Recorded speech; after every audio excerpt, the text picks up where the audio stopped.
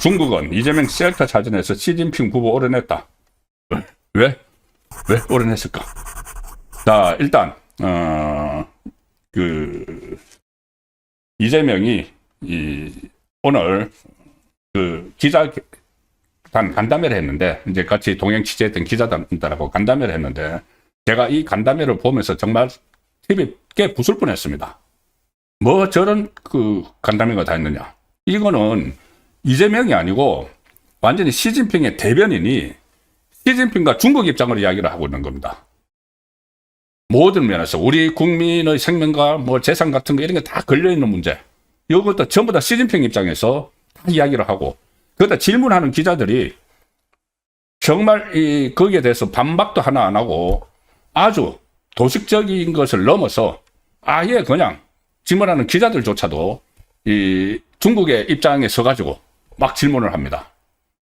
저도 청와대 10년 이상 출입을 했지만은 이런 기자들이 어디 있습니까?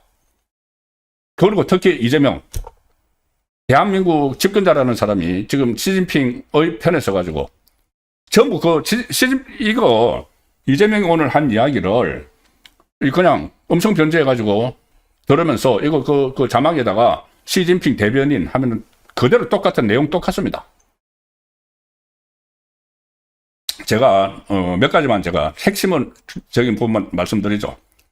자, 시진핑이 이재명에게 급박을 했죠. 정상회담 하면서 베네수엘라 마두로 체포하고 법정에 세운 그 배경에 이제 트럼프가 그렇게 한 배경에 중국이 있다. 중국이 베네수엘라를 중남미 전진 기지로 삼았기 때문에, 그리고 어떤 이 석유를 80% 이상 가져가고 막 이런 문제가 있어서 뒤에 이제 중국을 패권 다툼에서 중국을 견제하는 의미도 있다는 것이 지금 다 뭐 언론도 다 그렇게 분석을 하고 있죠. 자, 그러니까 시진핑은 화가 난 거죠. 화가 난 상태에서 자기 이 동지인 마두로를 그냥 체포해 버렸으니까는, 그 상태에서 이재명을 만나니까 이재명 당신 똑바로 해. 중국 편 들어야 돼. 그러면서 했던 말이 역사의 올바른 편에 서야 한다.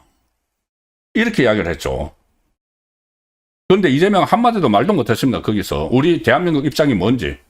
그런데 오늘 기자단 오찬 간담회에서 기자회견에서 상하이에서 했는데 이렇게 이야기합니다. 역사의 올바른 편에 서야 한다는 말에 대해서 저는 그 말씀을 공자 말씀으로 들었다. 시진핑이 공자님 말씀을 했다. 착하게 잘 살자라는 의미로 이해했다.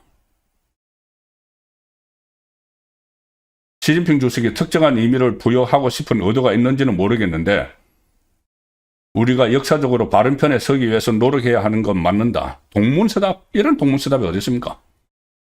이게 일부러 동문서답을 하는 건지, 정말 이게 시진핑이 하는 말뜻을 몰라서 하는 건지, 둘 다 문제가 있죠.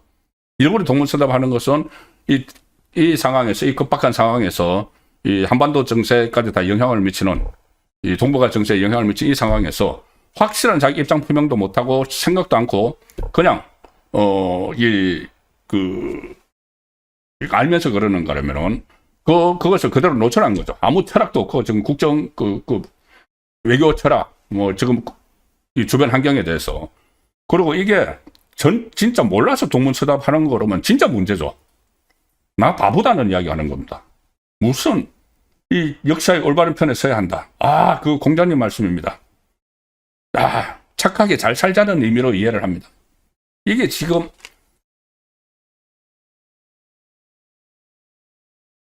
그리고 그걸 특정 사안을 염두에 둔 것이라면 저로서는 특별히 반응할 필요는 없었다. 반응할 필요가 있었죠. 확실하게 그걸 언제 또 시진핑하고 만납니까? 거기에 대해서 대한민국이 어떤 스탠스를 가지고 있고 이 문제에 대해서는 어떤 입장인지 개락적으로라도 이야기를 해야죠.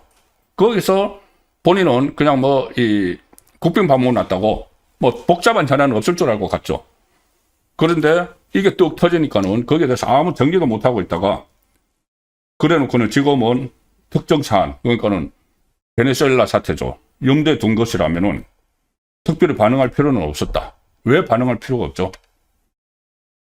대한민국의 입장을 분명히 이야기를 했어야 되죠. 개괄적으로라도. 그런 것도 안 했습니다. 그리고 지금 우리나라에서 여러 가지 이제 선거에, 우리 대한민국의 선거에 중국 쪽에서 개입을 한다는 그런 그 이야기가 있었죠. 그런 이야기가 있죠. 그런데 오찬 오늘 그 간담회에서 그 질문이 나왔는데 이렇게 이야기합니다. 근거 없고 불필요한 혐중 조장을 없애야 되겠다. 부정선거를 중국이 어쩌고 저쩌고 하는 정신 나간 소리를 해서 감정을 상하게 하면 되겠나. 이거 시진핑 대변인이 할 수 있는 이야기죠. 정신 나간 소리. 대한민국 국민 중에서 반중 시위를 하고 그런 그 중국 쪽에서 우리 선거에 개입한다는 그런 이제 가끔 가다가 뭐 댓글이 막 그런 게 있죠. 댓글이 조작된 것 아닌가 해서 뭐 매크로 돌리는 것 아닌가 이런 게 있기 때문에 그런 이야기를 나오는데 그런 말을 한 대한민국 국민을 정신 나간 소리를 한다고 합니다. 정신 나간 소리를 해서 감정을 상하게 한다. 중국인들의 감정을 상하게 한다. 이게 지금 대한민국 대통령이 지금 하는 말입니까? 시진핑 대변인이 하는 말이지. 국무회의에서 자기가 몇 차례 지적했는데 명백한 허위 주장이나 행동에 대해 엄격한 제재를 가하고 있다. 그때 반중시위, 국무회의에서 반중시위를 표현의 자유가 아니고 깽판 치는 거다. 철저히 진압해야 된다. 그런 식으로 이야기를 하고 실제로 막 경찰에 단속을 했죠. 자, 중국의 한류 금지령 여기에 대해서 제대로 말도 못하고 갑자기 뭐라고 하느냐 하면은 중국의 한한령에 대해서 시진핑의 말을 전합니다. 아이가 시진핑에게 이것은 양국 문화 교류를 위해서 나도 지금 이 한국에서 중국에 대한 이 시위를 못하게 막고 하니까는 그리고 우리 무비자 단체 관광객에 대해서 무비자로 다 들어오게 하고 했으니까는 그때 사드 사태 때 중국에서 묶어놨던 한국 문화 그 공연 같은 거 풀어라 이야기를 해야 되죠. 그런 이야기도 안 하고 뭐라고 하냐면은 한한령과 관련해서 한한령은 시진핑 중국 국가주석께서 직접 이렇게 말씀하셨다. 석자 얼음이 한꺼번에 온 것도 아닌데 한꺼번에 다 녹겠느냐. 과일은 때가 되면 익어서 떨어진다. 그 말씀하셨다. 시진핑의 마치 교지를 전하는 것 같지 않습니까? 석자 얼음이 한꺼번에 온 것도 아닌데 한꺼번에 다 녹겠느냐. 과일은 때가 되면 익어서 떨어진다. 기다려. 야, 한한령 푸는 문제를 그렇게 이야기를 했다고 소개를 하면서 이재명이 이렇게 이야기합니다. 그게 정확한 표현인 것 같아.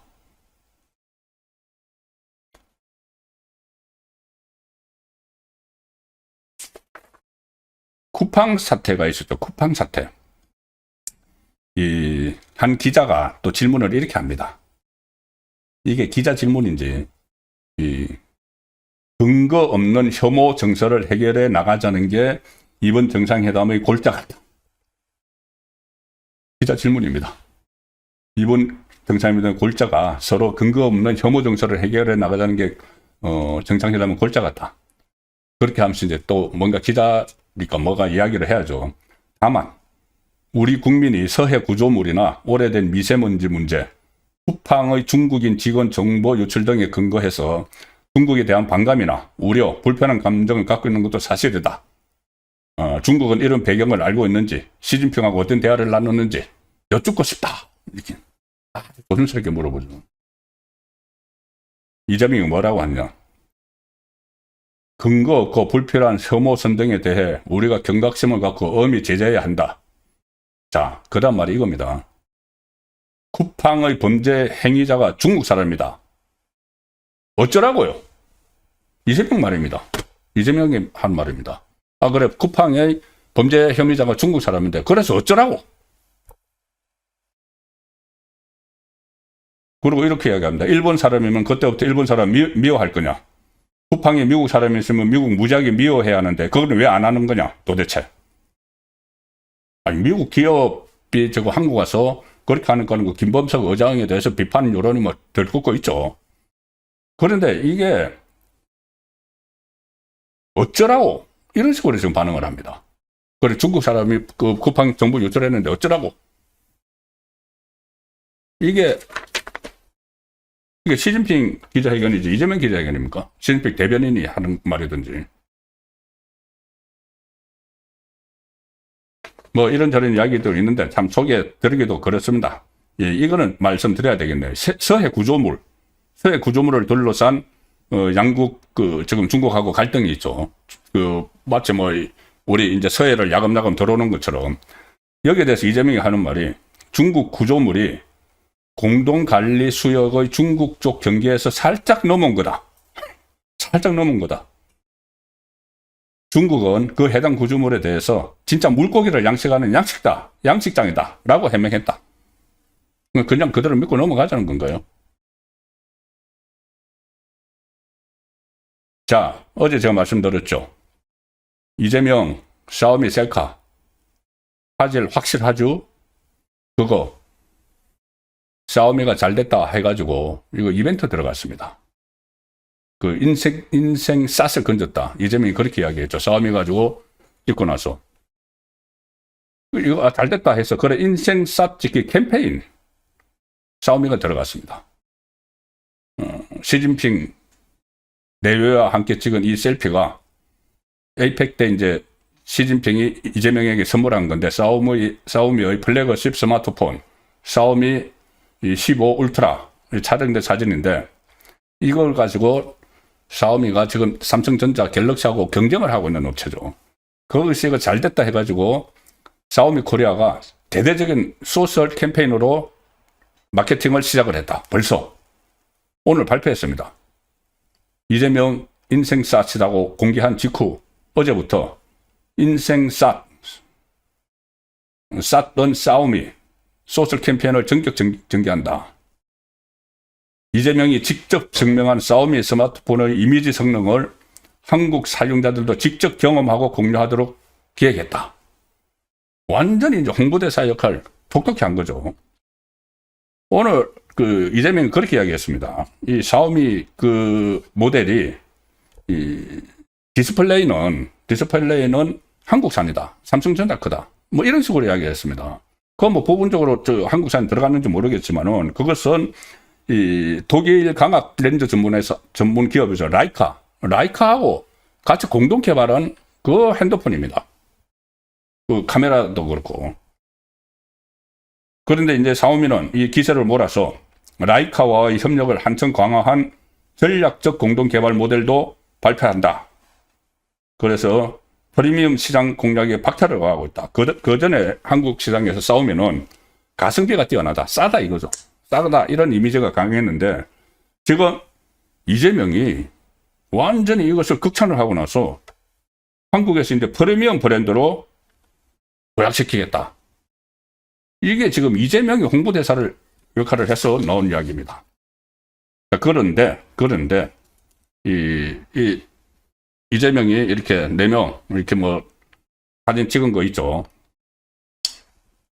이재명하고 김혜경하고 시진핑 북리위안 이렇게 찍었는데 중국은 그중에서 셀카 사진에서 시진핑 부부는 잘라버렸답니다. 그러니까 저도 이거 몰랐는데 조금 전에 인터넷 매체를 보고 제가 알았습니다. 누군가 이렇게 보내줬는데 최보식의 언론이라는 인터넷 매체가 있죠. 조선일보 기자를 했던 최보식 기자, 그 칼럼 오랫동안 썼었죠. 최보식의 언론에서 이런 기사를 냈습니다. 중국은 왜 이재명 셀카 사진에서 시진핑 부부를 잘라버렸나? 이재명이 직접 기획한 깜짝 이벤트인데 최보식의 언론, 이 쓴 사람은 박선영 전 의원이네요. 전 진실하회위원장, 국회의원을 했던. 이 내용을 보면은 이 인생샷을 건졌다고 만족해하고 직접 기획한 깜짝 이벤트, 이재명이 기획한 시진핑도 웃게 한 샤오미폰, 예정에도 없던 셀카 외교, 중국 언론도 덜썩거렸다. 이렇게 한국 언론은 막 호들갑을 막 떨었죠. 정말 이렇게 호들갑을 떨 문제입니까? 그런데 어느 언론은 호들갑을 떨었는데 그 사진이 사실은 중국에서는 보도가 되지 않았다.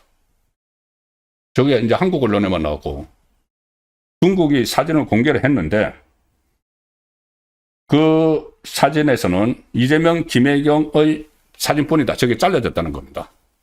잘라져서 시진핑 부부의 얼굴은 아예 빼버렸다. 중국에서 공개한 거는. 너희들끼리 뭐 해봐라 이거죠.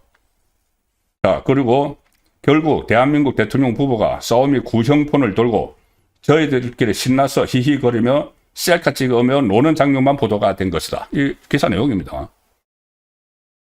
자, 뒤에 있는 서 있는 수행원들 좀 보십시오. 저 물음표 친 수행원이죠. 팔짱 끼고 있습니다.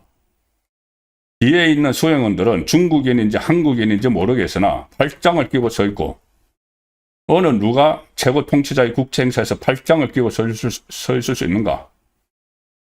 저 사진 보시면은 저 팔짱 끼고 있었는 뒤에 이제 물음표 있는 사람 있죠.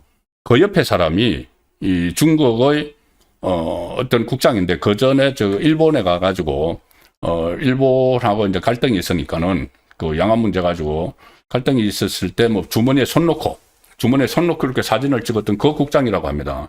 그런데 오늘 언론들이 또 뭐라고 기사를 막 쓰느냐 하면은, 중국하고 그 일본하고 있을 때는 저 국장이 아주 거만하게 이렇게 했는데 한국 그 대통령이 있는 자리에서는 아주 다소곳하게 얌전하게 있다. 사람이 달라졌다. 그래서 마치 일본보다 한국이 더 예우를 받는 것처럼 이런 또 기사들을 쏟아냈습니다. 이게 도대체 이게 무슨. 그런데 그 옆에 사람은 팔짱 뚝 끼고 있죠. 저건 또 뭐라고 또 저 부분은 또 아무도 설명도 안 합니다. 기존 언론에서. 이 최보 씨의 이 언론, 그 인터넷 매체에서 뭐 새로운 신선한 시각으로 이제 기사를 많이 내는데, 저 문제도 여기서 지적을 하고 있죠. 저 팔짱 낀 사람은 뭐야, 그러면? 그 옆에 사람은 일본 그 관리들 앞에서는 뭐 주머니에 손 넣고 있었다. 그런데 여기서는 아주, 웃고 있다. 그래서 일본보다 한국이 이재명이 더 대우를 받는다. 이런 식의 기사가 오늘 또 쏟아졌습니다. 그리고 이 기사 내용을 조금 더 소개해드리면은, 중국은 단어 하나 신중하지만 특히 사진은 엄격하게 통제를 하는데, 그런 중국이 왜 시진핑 부부의 사진을 잘라버렸을까? 실수로 잘랐을까?